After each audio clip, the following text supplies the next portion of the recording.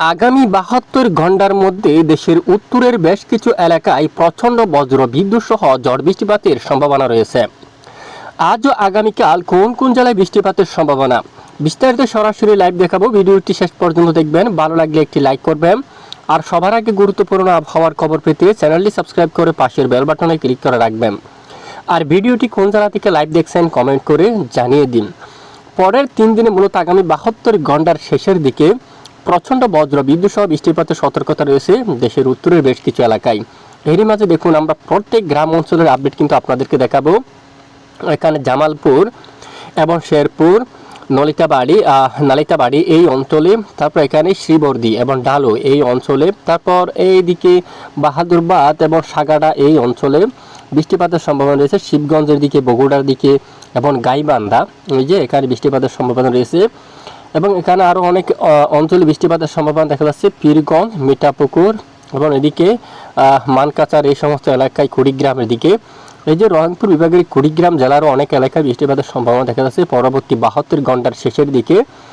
এখানে বুরুঙ্গামারি এই অঞ্চলে, তারপর গৌরীপুর, দুবড়ি এই এলাকার দিকে প্রচণ্ড বজ্র বিদ্যুৎ সহ বৃষ্টিপাতের সম্ভাবনা। কুচবিহারের উপর রয়েছে হালকা মাঝারি বৃষ্টিপাতের সম্ভাবনা এবং কালচিনি, আলিপুরদুয়ার, জলপাইগুড়িতে উত্তরের বেশিরভাগ এলাকায় বৃষ্টিপাতের সম্ভাবনা সবচেয়ে বেশি দেখা যাচ্ছে পরের 3 দিনের শেষের দিকে।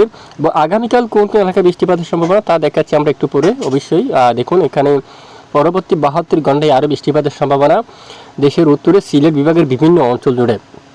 এবং আমরা পুরো দিনটা যদি লাইভ ট্র্যাক করি, এই যে ঠিক 12 তারিখের আপডেট, এই যে এই যে ৭২ ঘন্টার শেষের এই যে প্রত্যেকটা যদি আমরা এই যে প্রত্যেক ঘন্টা যদি লাইভ ট্র্যাক করি, লাইভ ট্র্যাকের মধ্যে দেখা যাচ্ছে উত্তর হবিগঞ্জের দিকে, এখানে বানিয়াচং, শালা, পেঞ্চুগঞ্জের দিকে এবং ব্রাহ্মণবাড়ি, আগরতলা উত্তরের এই সবটুকু এলাকায় বজ্রবিদ্যুৎ সহ প্রচণ্ড বৃষ্টিপাতের সম্ভাবনা, হালকা মাঝারি ধরনের বৃষ্টিপাতের সম্ভাবনা। এবং ঠিক 12 থেকে 13 তারিখ নাগাদ, 13 তারিখ ঢুকতে না ঢুকতে এখানে অনেক অঞ্চলে বর্ষার বায়ু কিন্তু প্রবেশ করে যাচ্ছে এবং বৃষ্টিপাত তৈরি হওয়ার সম্ভাবনা বেশ কিছু এই যে বেশ সম্ভাবনা দেখা যাচ্ছে।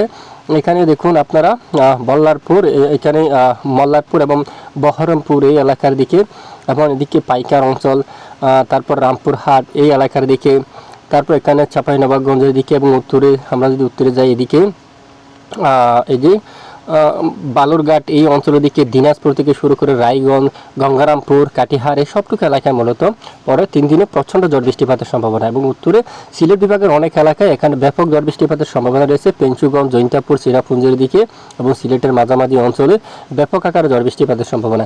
এবার চলে যাব আগামীকাল 9 জুন কোন কোন এলাকায় বৃষ্টির সম্ভাবনা দেখুন। তো আগামীকাল 9 জুন বৃষ্টির সম্ভাবনা বিক্ষিপ্ত দেশের পূর্বাঞ্চল থাকতে পারে। সিলেট বিভাগের কিছু কিছু এলাকায়, আইজল, এখানে উত্তরে কুড়িগ্রাম, গুয়াহাটি, শিলং এই অঞ্চলের দিকে বজ্র বিদ্যুৎ সহ বৃষ্টিপাত থাকতে পারে। এবং কক্সবাজার উপকূলীয় অঞ্চল, চট্টগ্রাম বিভাগের দুয়েক এলাকায় হালকা।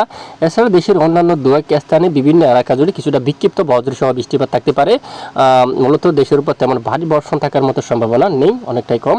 এবং 10 তারিখ নাগাদ উত্তরে বৃষ্টিপাতের সম্ভাবনা রয়েছে কুড়িগ্রামের দিকে, রংপুর বিভাগের উত্তরে বিভিন্ন জেলায় এবং সিলেট বিভাগ, এখানে গুয়াহাটি, শিলং এবং সিলেট বিভাগের বিভিন্ন এলাকা জুড়ে বজ্র বিদ্যুৎ সহ কিছুটা বৃষ্টিপাতের সম্ভাবনা রয়েছে।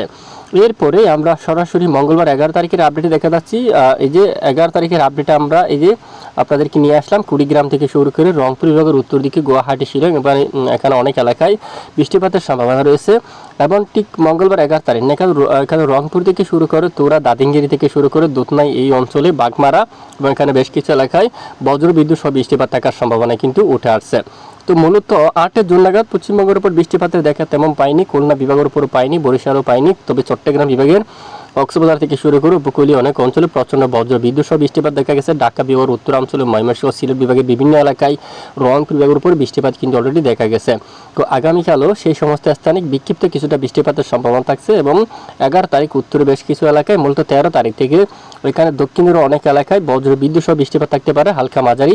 13 তারিখ নাগাদ উত্তরের বেশিরভাগ এলাকায় প্রচণ্ড ভারী বৃষ্টিপাতের সম্ভাবনা উঠে আসছে কুড়িগ্রাম এবং মালদার, রংপুর, এখানে বেশ কিছু এলাকা জুড়ে। তো এই হচ্ছে আজকের সংক্ষিপ্ত রিপোর্ট। এতক্ষণ সঙ্গে থাকার জন্য ধন্যবাদ।